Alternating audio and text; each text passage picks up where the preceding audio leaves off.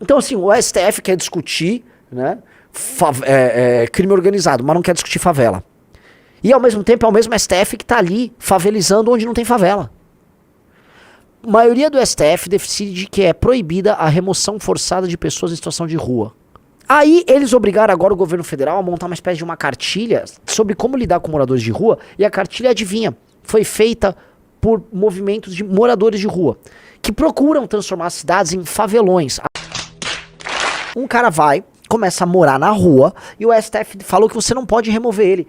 Não é que pode, você deve remover ele. Qualquer homem público tem que remover morador de rua. A rua não é uma casa.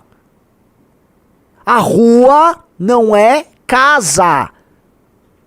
A pessoa tem que ser retirada da rua. Você que tem uma propriedade, você não pode ver seu modo de vida destruído porque um sujeito ou um conjunto se decidiu morar lá.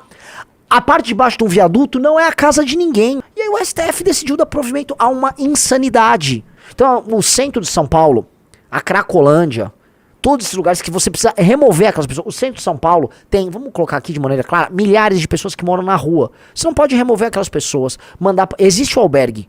Você não pode remover, não. O cara tem que morar, ele tem que se instalar na frente da sua loja. Ele fica aí, não, vai ficar instalado. Ele não pode ficar instalado ali. Rua não é casa de ninguém, a rua é pública. Pública. O cracudo ou o morador de rua, ele privatiza aquilo. Ele suja aquilo, ele desvaloriza aquilo. Ele tem que ser tratado com dignidade? Sim, num local específico pra isso. Até porque não há dignidade em ficar na rua. Então, assim, o STF quer discutir, né, crime organizado, mas não quer discutir favela. E, ao mesmo tempo, é o mesmo STF que tá ali favelizando onde não tem favela. A maioria do STF decide que é proibida a remoção forçada de pessoas em situação de rua.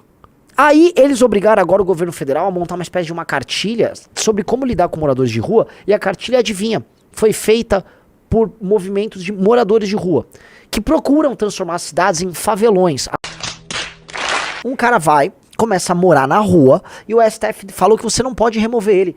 Não é que pode, você deve remover ele. Qualquer homem público tem que remover morador de rua. A rua não é uma casa.